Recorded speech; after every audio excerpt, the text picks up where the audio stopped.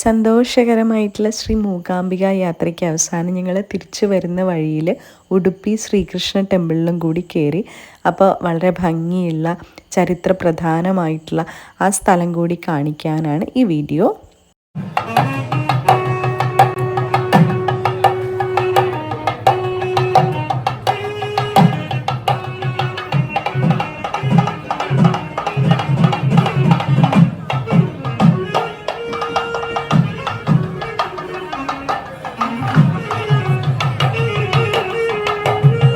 മൂകാംബിക ദേവിയുടെ ദർശനം കഴിഞ്ഞിട്ടും ഞങ്ങൾക്ക് അവിടുന്ന് മടങ്ങാനേ മനസ്സനുവദിച്ചിരുന്നില്ല.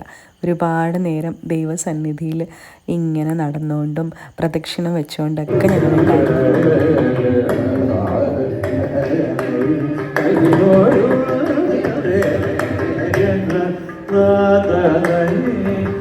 ഞങ്ങളുടെ വീട്ടിലെ 2 കുട്ടികളെയും വിദ്യാരംഭം എഴുതിക്കാനായിട്ടാണ് ഞങ്ങൾ മൂകാംബികയിലേക്ക് എത്തിയത്. പക്ഷേ അതൊരു വിശ്വാസത്തിനപ്പുറം അല്ലെങ്കിൽ ഒരു ആരാധനയ്ക്കപ്പുറം വളരെ സമാധാനപരമായിട്ടുള്ള ആസ്വദിക്കേണ്ട ഒരുപാട് അനുഭവങ്ങളും കാഴ്ചകളും ഒക്കെ ഞങ്ങൾക്ക് മൂകാംബിക സന്നിധിയിൽ വെച്ചുണ്ടായി. നല്ലൊരു യാത്രാ അനുഭവം തന്നെയായിരുന്നു ഇത്തവണത്തെ മൂകാംബിക യാത്ര.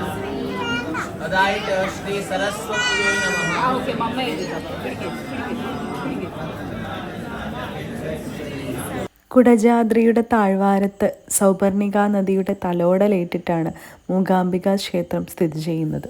ദേവി വിഗ്രഹത്തിന് പുറമെ പഞ്ചമുഖ ഗണപതി, സുബ്രഹ്മണ്യൻ, മഹാവിഷ്ണു, വീരഭദ്രൻ തുടങ്ങിയ ഉപദൈവങ്ങളും അവിടെ പ്രതിഷ്ഠിക്കപ്പെട്ടിരിക്കുന്നു.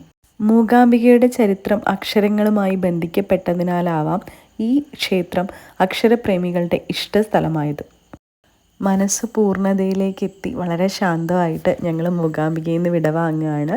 ഉടുപ്പി ശ്രീകൃഷ്ണ ടെമ്പിളിലാണ് പിന്നെ ഞങ്ങൾ പോയത്.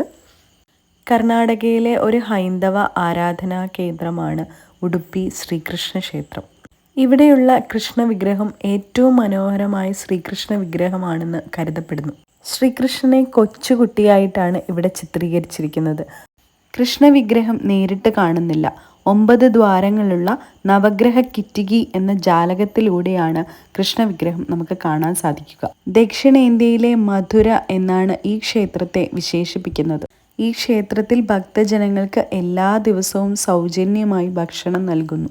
ക്ഷേത്രത്തിൻ്റെ പ്രധാന നിർമ്മിതികളെല്ലാം കരിങ്കല്ലിലാണ്.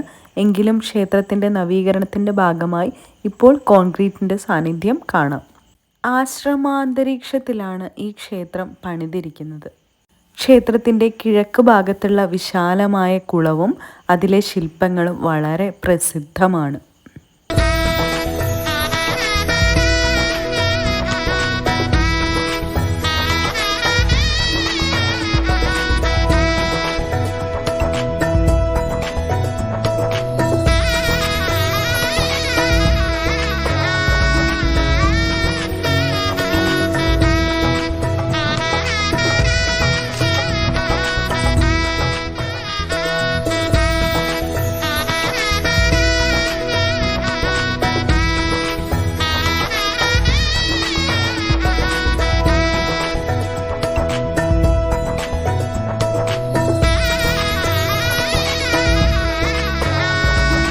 ഉടുപ്പി ശ്രീകൃഷ്ണ ടെമ്പിളൊക്കെ കണ്ടു കഴിഞ്ഞ് മറ്റൊരു ദിവസം ഞങ്ങൾ മല്ല ശ്രീ ദുർഗാ പരമേശ്വരി ക്ഷേത്രത്തിലും കൂടി പോയി. അത് നമ്മുടെ കാസർഗോഡ് ജില്ലയിൽ തന്നെയാണ്. വളരെ ചരിത്രപ്രധാനമായിട്ടുള്ള നിർമ്മിതിയും അതിൻ്റെ ഒരു ശില്പകലയും കൊത്തുപണികളും അതുകൂടാതെ ചിത്രവരയൊക്കെയുള്ള ഒരുപാട് ചുമർ ചിത്രങ്ങളൊക്കെയുള്ള വളരെ വലിയൊരു ക്ഷേത്രമാണ്, ദേവീ ക്ഷേത്രമാണ്. അപ്പോൾ എൻ്റെ വീഡിയോ കാണുന്ന കുറച്ച് പ്രേക്ഷകരെങ്കിലും വിചാരിക്കും എൻ്റെ എല്ലാ വീഡിയോസും അമ്പലവും അവിടുത്തെ അനുഭവങ്ങളും കാഴ്ചകളും ഒക്കെ ആണല്ലോ എന്ന് വിചാരിക്കും. എൻ്റെ ഒരു സന്തോഷത്തിൽ പറയുകയാണെങ്കിൽ നമ്മൾ ഫാമിലി ആയിട്ട് സന്തോഷമായിട്ടിരിക്കാൻ ഏത് സ്ഥലമാണോ തിരഞ്ഞെടുക്കുന്നത് അവിടെ ഹാപ്പി ആയിട്ടിരിക്കുക എന്നുള്ളതാണ് എൻ്റെ ഒരു അനുഭവത്തിൽ നിന്ന് ഞാൻ പറയാനുള്ളത്.